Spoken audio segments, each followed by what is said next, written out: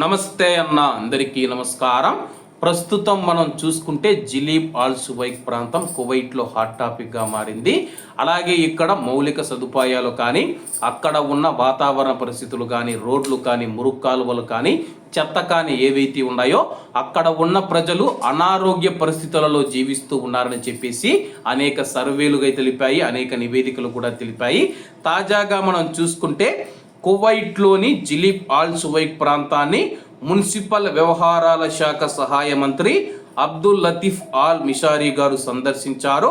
అలాగే మంత్రి గారి వెంట పర్వానియా గవర్నర్ గారు, Kuwait municipality director general Manal Al Asfour గారు మరియు ప్రజా పనుల మంత్రిత్వ శాఖ సీనియర్ అధికారులు ఉన్నారు. ఈ ప్రాంతం యొక్క పర్యావరణ మరియు వ్యర్థ సమస్యలను పరిష్కరించడంలో భాగంగా ఆ యొక్క జిలీబ్ ఆల్ సువైక్లో అయితే మంత్రి గారు పర్యటించడం జరిగింది. అలాగే జిలీబ్ ఆల్ సువైక్లో ఉన్న ప్రవాసులు ఎవరైతే ఉన్నారో వాళ్ళను ఇతర ప్రాంతాలకు తరలించేందుకు గతంలో కువైట్ మున్సిపాలిటీ మనం చూసుకుంటే కార్మిక నగరాలు ఏర్పాటు చేయాలని చెప్పి ఆమోదం తెలపడం జరిగింది. ఆమోదం తెలిపిన తర్వాత ఇంకా ఆ యొక్క ప్రాజెక్ట్ అయితే మొదలవ్వలేదు. ప్రస్తుతం జిలీబ్ ఆల్ సువైక్లో వేల మంది ప్రవాసులు అయితే నివసిస్తూ ఉన్నారు. అక్కడ వాళ్లకు సరైన మౌలిక సదుపాయాలు అయితే లేవు. రోడ్లు సరిగా లేవు, మురుగునీరు రోడ్డుపైకి వస్తూ ఉంది, ఎక్కడ చెత్త అక్కడ ఉంటూ ఉంది.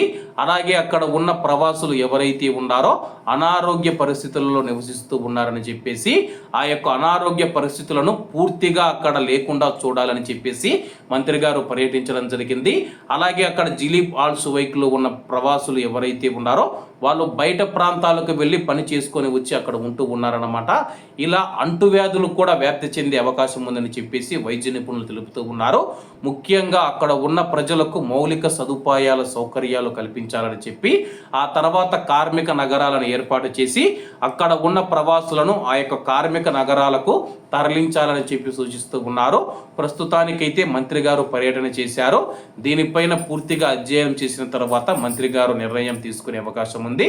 కాబట్టి జిలీబ్ ఆల్ సువైక్లో ఉన్న మన భారతీయులు అక్కడి పరిస్థితులు ఎలాగా ఉన్నాయని చెప్పేసి కామెంట్ రూపంలో తెలియజేయాలని కోరుకుంటూ అందరూ బాగుండాలి, అందులో మనం ఉండాలి. అందరికీ నమస్తే అన్న, జై హింద్.